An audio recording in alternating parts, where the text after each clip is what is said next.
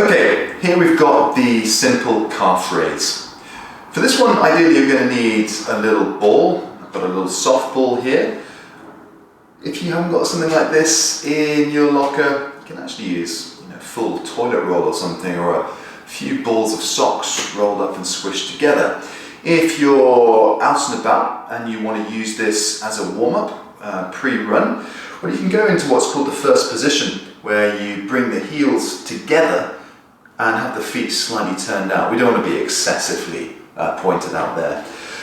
But the reason for this is we want to try and foster external rotation in the leg for this simple calf raise. Now, when we use the ball, it's going to go between the heels, and we'll get into that in just a moment. But you might be asking, well, why do we want to do this? Why can we not just do a calf raise without? Well, that is a possibility, and indeed one of the modifications for this exercise is with nothing between the ankles. But many runners will have quite a continuity in the problems that they face through the legs. And a lot of it comes down to this kind of internal rotation syndrome. So when you place your foot down, the overwhelming tendency for your body is to deviate that hip and that thigh and that knee inwards.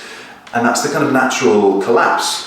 You often see this in tandem with people flicking the feet out to the side when they're running. And this is one of the natural positions that our body will go to. That knee deviates inwards. You then get all these associated problems. Collapse of the inner arch of the foot, overpronation, stressing on the big toe, medial compartment strain, lateral quads tightness, hip pathologies. It's a real kind of cascade of problems, and even you can have the whole cascade in one person. So we want to try and counteract that with a functional movement and prep our muscles to kind of work more functionally, so that when you go out running, you're better equipped. You're kind of heading it off at the pass and stopping that bad tendency. Whereas if you're doing this just freely without any specific muscle facilitation, you may not be getting something which is actually particularly helpful. You may just be cementing the bad patterns. So with the ball, you're going to place it between your heels. If you don't have the ball, just place the heels together. Take the weight onto the front of the feet and squeeze those heels together. Now when you do that, keep the knees slightly cushioned, and you should immediately feel that back pocket, glute pocket, lateral chain immediately fire up. You just think, bing, there it is, I can feel that stuff going. You don't want to be feeling excessive strain in the knees.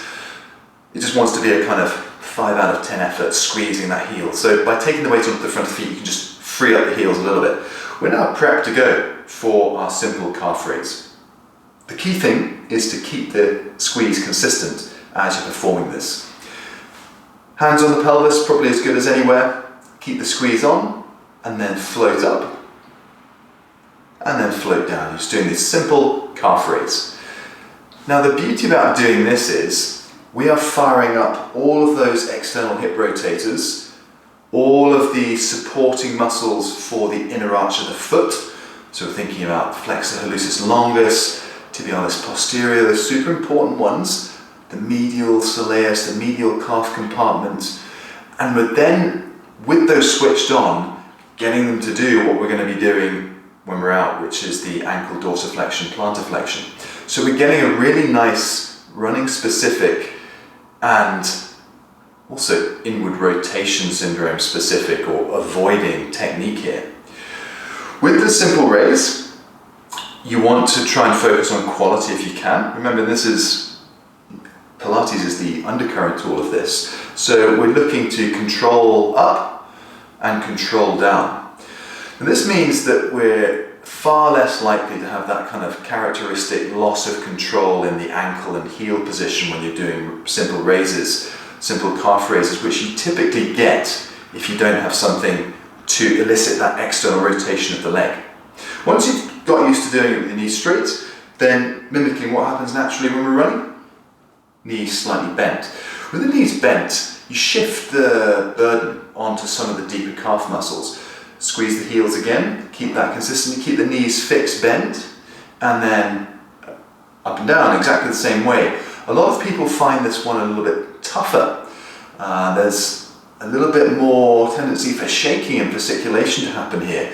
So when you're doing this version of the simple calf raise, make sure that you're in control of every aspect and you don't want that drop off in quality. Don't fall into the trap of thinking you have to go into the highest possible tiptoes position you can.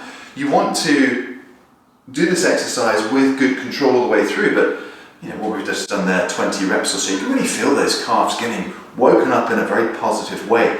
And again, it's thinking about the problems which you'll encounter and heading them off at the pass, which is really important here. So that's why the heel squeeze element is super important.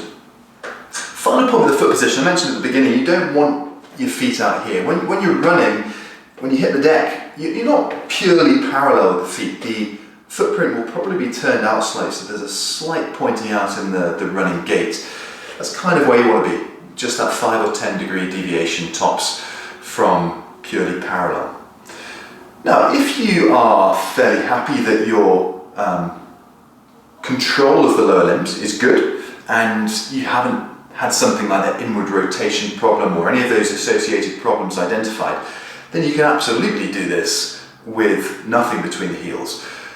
The challenge then is the control and the balance, which is the next step up. So when you're doing this same variation, this is where you've just got to be careful that you don't have the dorsum of the foot, the top of the foot, do this rolling out. Can you see it's buckled slightly there, coming up, and then there's that characteristic loss of control in the midfoot as the ankle kind of lifts and rotates out. I see a lot of people doing that. So this is where you kind of almost want to imagine that you're still squeezing something. You're really thinking about that axis from the heel to the big toe to keep that inner arch of the foot energized in the same way it should be with the ball variation. And then doing this with knees bent, of course, is going to be more of a challenge still because you're really accessing those deeper calf muscles now. With each one, whether you're doing this in the first variation with the ball or whether you're doing this free, your knees have got to be tracking nicely. We're looking for repeatability and quality here. So when we're doing the simple calf raise, it's so more than kind of what it sounds like. It sounds like it should be dead simple and therefore just don't have to think about it. But there's quite a lot to think about here, which is why I'm a big advocate of the ball between the heels option to start with, so that you're really stopping problems developing, and particularly if you've had injuries along the lines of any of those problems, be it ankle, knee or hip, you can then make this a great reparative rehab element as well as a really good warm-up for the run. So that's the simple calf raise.